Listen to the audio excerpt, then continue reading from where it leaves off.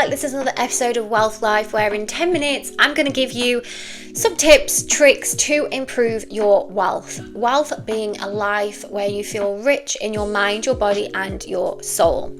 So I want to talk about today morning rituals or morning routines. I like to call it a ritual.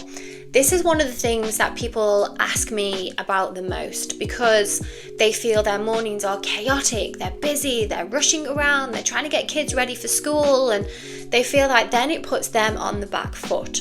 Do you wake up in the mornings and feel like, first of all, you need more sleep? Second of all, you're already waking up in a bad mood? Third of all, that you just you don't actually want to wake up?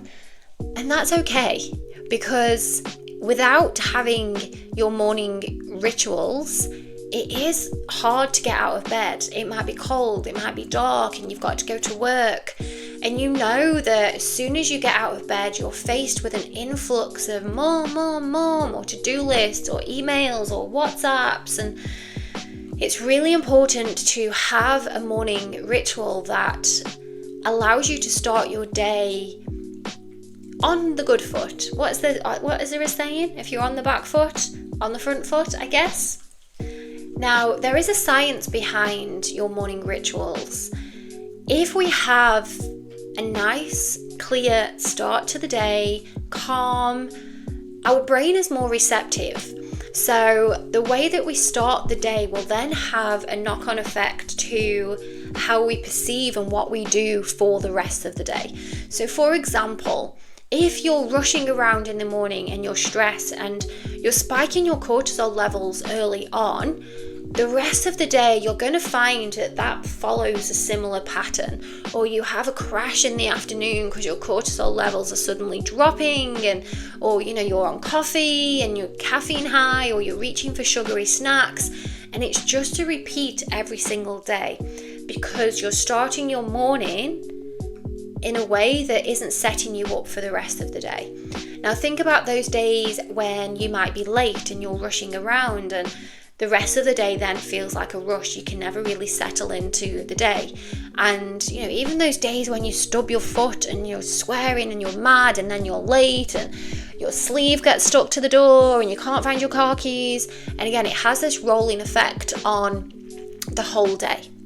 But then think about your weekend mornings when you can maybe have a lie-in, or they're a little bit slower and you don't have to get the kids ready for school and you feel completely different.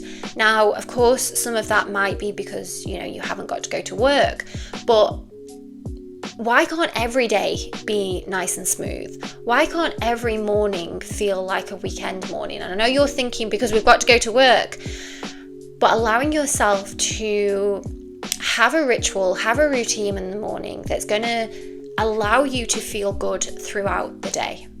So I'm going to give you some examples of things that you can do in the morning. I'll share my own. And again, I'm not perfect. Some mornings I will have a lazy morning and I don't do any of the things I'm going to tell you. But that's less often than not. That might be once in a blue moon. It might be when I'm due on my bleed that I'm just like, I'm just going to sit. And that's okay.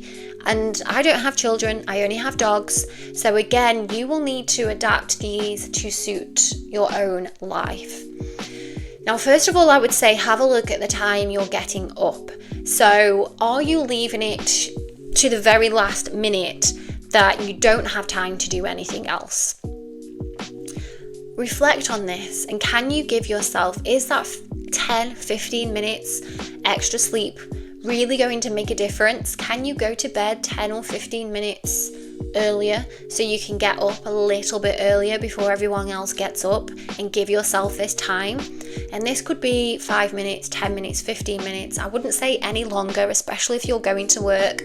I have watched videos where people have 2-hour morning routines, 3-hour morning routines, and I know that's not sustainable. I can't do that either. So having a look at what you can achieve. So setting your alarm, getting up, making sure that you have this time, and start by breathing.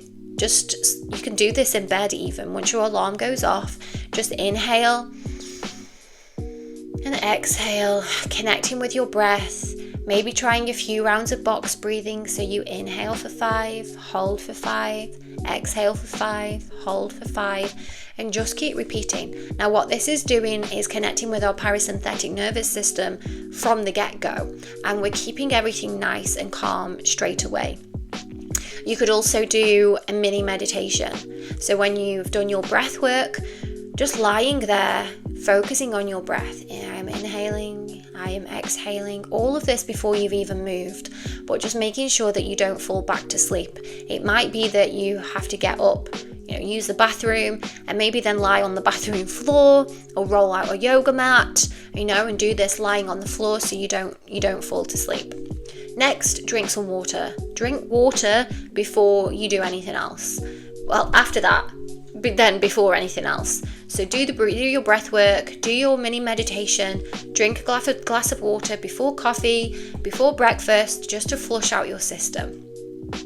This is going to mean that you're starting the day hydrated and you're breaking that fast from liquids as soon as you wake up. And this is also going to help, again, we want to keep our hormones in balance, and by doing these things in the morning, we're keeping our cortisol levels at a nice, balanced place. So when we're rushing around in the morning, it's spiking our cortisol levels and we're up here. What we want to do is be here throughout the day. So starting with water before you have caffeine, it's going to help to it's all about keeping everything in balance. And if you have breakfast, looking at the breakfast that you have, can you include foods within your breakfast instead of reaching for the sugary snacks or a cereal bar, giving yourself time to have some porridge, including your nuts and seeds, and really allowing your body again to start where you mean to go on for the rest of the day. You might not wake up really hungry, so maybe grab an apple and a handful of fruit until your hunger starts to kick in.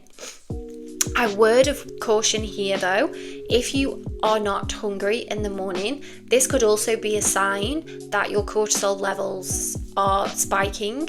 So generally we want to be hungry when we wake up in the morning. So if you're not, again, trying to put some of these things into place to see if you can lower your cortisol levels, to see if that will then help you'll feel hungry in the morning to eat some breakfast. And then having a think about an intention for the day. You can have a journal for this, you can put it in your phone, but allowing yourself to, if you've got kids and you'll say to your kids before you go somewhere, you're going to be good, aren't you? You're not going to run around, you'll try and set some foundations for the behavior you want your kids to have while you're at this place, or, you try and prep them to, I don't know, I don't have kids, but I've seen it then. I've prepped my niece and nephew of, we're going to have to sit still for a while, when you go on holiday and you're trying to prep the kids.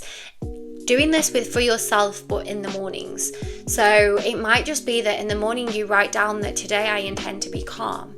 So you'll reflect on the day before, and if you did have a day when you were not feeling too great, reflecting on that and using that to set an intention for the day. And maybe even visualizing your day if you have time. So today I see myself being calm. And again, you can write this down, you can set yourself a voice note, but what you really want to do is, again, checking in with your nervous system. I'm guessing this is also a little bit of manifestation, but you're pre-living your day. Now, you may have heard, Tiger Woods and all of these famous sportsmen who play their game before they actually do it. Doing that with your day. So if you've got Debbie that pees you off at work and, annoys you and you don't enjoy that, today when I see Debbie, I feel with love and calm. And when you see her, you'll probably smile and think, oh gosh, here she is. But instead of going like, oh my God, here she is, you remember your intention from the morning and just say good morning and carry on, because you don't want her to then affect your mood, your levels. Anyway, I'm going off on a tangent there. I'm coming up to my 10 minutes. So just a little recap. Breath work, meditation. Again, this can all be done in 15 minutes. Glass of water, setting your intention for the day. That can all be done very quickly, quietly. Don't need to do anything, and giving yourself this time. This is self-love, this is self-care, and allowing yourself to start the day in a positive way. Let me know if you try any of these. Let me know if you have any questions. Put it in the comments, reach out to me, and I'll be back next week with another 10-minute WELLth Life video.